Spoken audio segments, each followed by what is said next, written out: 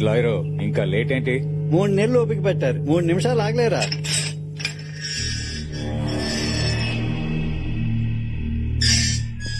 అనయ్య రా, పెద్దని ఎదురు చూస్తున్నాడు. నేను రాను. ఎందుకు? పూజారి కూతురు మీద చేసినందుకే ఆ భూపతి గారు ఊరందరి ముందు నా పరువు తీశాడు. వాడికి ఓ కూతురుందిగా, దాన్ని నాశనం చేస్తా. నా ఇది కరెక్ట్ టైం కాదు, కోపాన్ని కంట్రోల్ చేసుకో. ఏయ్, అడవుల్లో మండే మంట లాంటిదిరా నా కోపం, అదంత ఈజీగా చల్లారు. ఇది కాదనయ్య. అనయ్య అనయ్య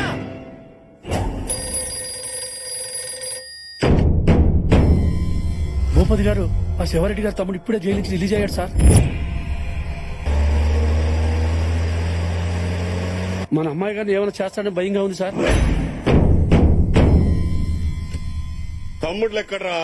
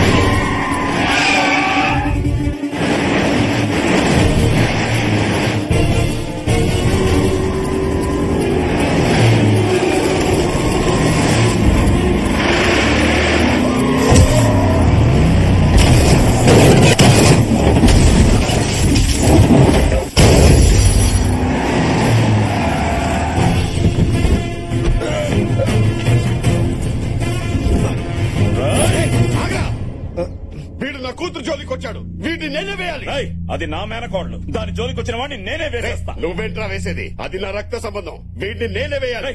ఆపరా, దాన్ని పెంచింది నేను, వీడిని చంపాల్సింది నేనే. డిస్కషన్ వద్దు. నువ్వు డిస్కస్ చేస్తావు, నేను డిసైడ్ చేస్తా.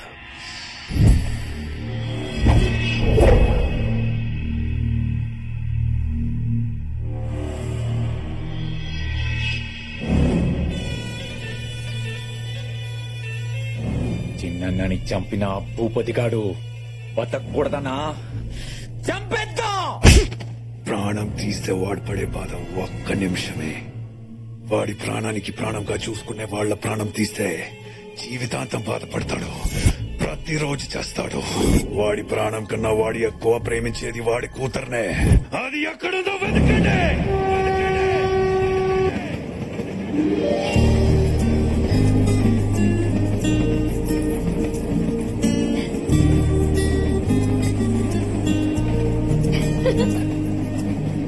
దివ్య, మేమంతా లోపల కూర్చుంటే నువ్వు ఇక్కడేం చేస్తున్నావే? ఈ గ్రీనరీ ఎంత బాగుందో చూడు. పచ్చని పొలాలు, పైన గాలి, ప్రపంచం మొత్తం ఇలా చెట్లతో నిండిపోతే ఎంత బాగుంటుందో కదా. మేమందరం లోపల బాయ్ ఫ్రెండ్స్ గురించి కబుర్లు చెప్పుకుంటుంటే నువ్వు నేచర్ గురించి ఆలోచిస్తున్నావా? దివ్య, ఫోన్. ఎక్కడి దాకా వచ్చావమ్మా? విజయనగరం దాటాను నాన్న. అంటే నేను మీ బాబాయ్లు ఇంకో 10 నిమిషాల్లో స్టేషన్ లో ఉంటాం. మీరెందుకు రావడం? నేనే ఇంటికి వస్తాను. నిన్ను చూడాలనిపిస్తుందమ్మా. అదే, నన్ను ఒక నిమిషం లైన్ లో ఉండండి. హలో మావయ్య. ఎక్కడున్నావు తల్లి? దగ్గరలోనే ఉన్నాను. నేను అమ్మ అందరం స్టేషన్ కు వచ్చాం. మీరు కూడానా? వాడొస్తున్నాడా? లేదు లేదు. చూడమ్మా, ఆ భూపతి గాడు నిన్ను తీసుకెళ్ళడానికి స్టేషన్ కు వస్తున్నాడంట. వాడికి ఆ ఛాన్స్ ఇవ్వకూడదని మేమంతా ఇక్కడికి వచ్చాం. సరే సరే, వచ్చాక మాట్లాడుకుందాం. నాన్న. ఏంటమ్మా, ఆ సాయిరెడ్డి గారు ఏమైనా ఫోన్ చేశాడా? లేదు. వచ్చేస్తున్నాం. ఓకే. దేనికి అంత టెన్షన్ పడుతున్నావు? ఏం చేయమంటావు? ఒక పక్క ఫాదర్, ఇంకో పక్క గాడ్ ఫాదర్, మధ్యలో నేను నలిగిపోతున్నాను.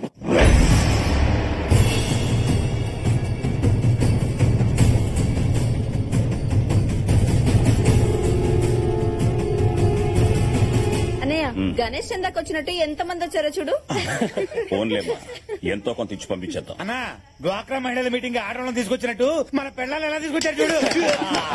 ట్రైన్ దిగ్గానే దివ్య మన బండి ఎక్కుద్దని తెలీదు. మరదే అన్నయ్య, ఎట్టి పరిస్థితుల్లోనూ దివ్య మనతోనే రావాలి. వాడే కాదు, వాడి బాబు వచ్చినా దివ్య మనతోనే వస్తుంది.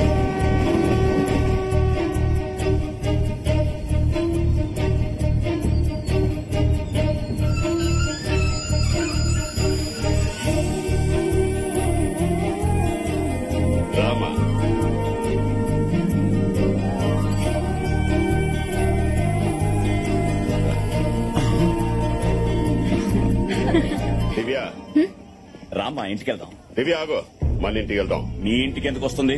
కోర్టు ఆర్డర్ మర్చిపోయావా? ఆర్డర్లు వేస్తున్నావు. ఇంకో నెల రోజులు తను మా ఇంట్లోనే ఉండాలి. నేనే పెళ్లి చేయాలని అదే కోర్టు చెప్పింది. నా కూతురికి మంచి సంబంధాలు వస్తున్నాయి. నీ ఇంట్లో ఉందని తెలిసి వెళ్లిపోతున్నాయి. దివ్య మాతో వస్తుంది. రా దివ్య. రేయ్, పెంచనోడికి పెళ్లి చేసే హక్కు లేదు. ఏ సంబంధం వచ్చినా మా ఇంటికి పంపు. వచ్చిన వాడు తల్లిగా తనకి, మావయ్యగా నాకు, మా అందరికీ నచ్చాలి. నచ్చాల్సింది నీకు కాదు, నాకు. నా కూతురికి. నా కూతురు పెళ్లి నేను చూసినోడుతోనే ఘనంగా చేస్తా.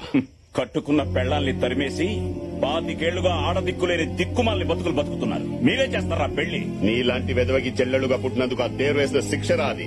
నువ్వు చేసింది మర్చిపోయాననుకున్నావా? గుండె కొట్టుకున్న ప్రతి సెకండ్ గుర్తుకొస్తుంది. నా కూతుర్ని తీసుకువెళ్తున్నా. ఎవరంటూ వస్తారో చూస్తా. రా దివ్య. రేయ్, తను మా ఇంటికి వస్తుంది. రామా. రేయ్, అది నా రక్తం రా, నాతో వస్తుంది. నా ప్రాణం రా. రా దివ్య. రేయ్. ఆపండి. హాలిడేస్ వస్తే అందరూ ఇంటికి వెళ్దాం అనుకుంటారు, కానీ నేను హాస్టల్లోనే ఉందాం అనుకుంటాను. ఎందుకో తెలుసా? ఇలా ఇలా గొడవ పడతారని. మీ మధ్య పగలు తప్ప పగలు రాత్రి ఏమి ఉండవు. ఇంకొద్దు, ఆపండి ప్లీజ్. నాన్న, నా పెళ్లి మీద ఫుల్ రైట్స్ మీకే. మీరెవరిని తెచ్చినా తలంచుకుని తాళి కట్టించుకుంటా. కానీ అప్పటి వరకు నేను మావయ్య వాళ్ళ ఇంట్లోనే ఉంటాను. సరేండి మావయ్య.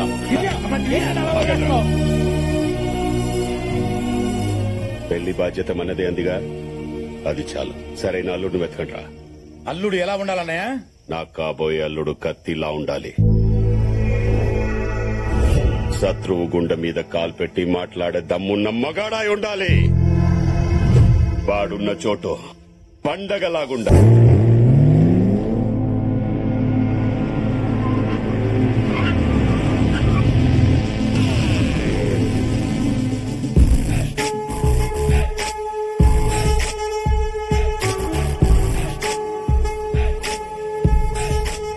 మన ఎండీ లాంటి వరల్డ్ ఎక్కడ ఉండడేమో. No chance.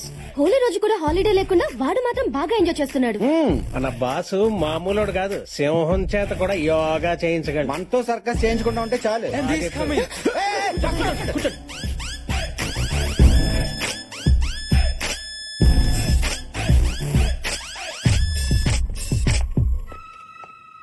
Good morning sir. Night pub లో బాగా ఎంజాయ్ చేసావా? లేదు సార్, పింగిల్ గారు రాసిన తెర వెనక బాగోతో నావల్ చదువుకుని 10K పడుకున్నాను. నువ్వు అబద్ధం చెప్పినా ఈ ట్యాగ్ నిజం చెప్తుంది. ఎంత అయింది? 500 euros. బిల్ కాదు, టైం. నైట్ 3 అయింది. మిస్టర్ శాస్త్రి, నాకు కావాల్సింది వర్క్ ని ఎంజాయ్ చేసేవాళ్ళు, వర్క్ ని పక్కన పెట్టి ఎంజాయ్ చేసేవాళ్ళు కాదు. ఇంటికి వెళ్ళి రెస్ట్ తీసుకో. Thank you sir. ఇవాళ నీ శాలరీ కట్. సార్ ఒక డౌట్, ఆ ముగ్గురు శాలరీస్ కూడా కట్. ఇడి కళ్ళు వెనక ముందు ఉన్నట్టున్నాయి. బాబోయ్, అమ్మయ్యా, మన జోలికి రాలేదు. మిస్టర్ రావు. సార్,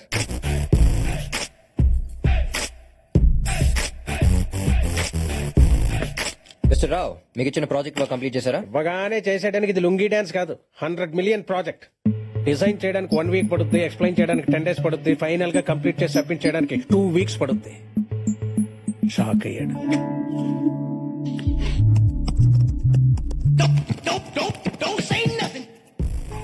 సారా, మీరు గేమ్ మీద print out from the other room. Okay sir. Race లో మీరు వచ్చే మలుపు గురించి ఆలోచిస్తారు, ముందున్న గెలుపు గురించి ఆలోచిస్తారు. మీరు సూపర్ సార్. అసలు మీ గోల్ ఏంటి సార్? లైఫ్ లో గోల్ ఉన్నాడు రీచ్ అవగానే రిలాక్స్ అయిపోతాడు. ఏ గోలు లేనాడు ఎక్కడికన్నా దూసుకెళ్లిపోతాడు. మరీ అడ్డగోలుగా మాట్లాడుతున్నాడు. సార్, వెళ్ళి క్లయింట్ కి సబ్మిట్ చేయండి. క్లయింట్ స్వీడన్ లో ఉంటాడు, వెళ్ళి సబ్మిట్ చేయడానికి 2 days పడుద్ది.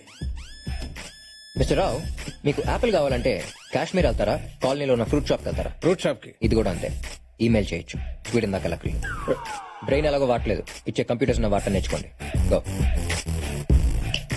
సార్, వర్క్ కంప్లీట్ చేయనందుకు మీ శాలరీస్ కట్ చేసి నా అకౌంట్ ట్రాన్స్ఫర్ చేయమని చెప్పండి. Sir, thank you.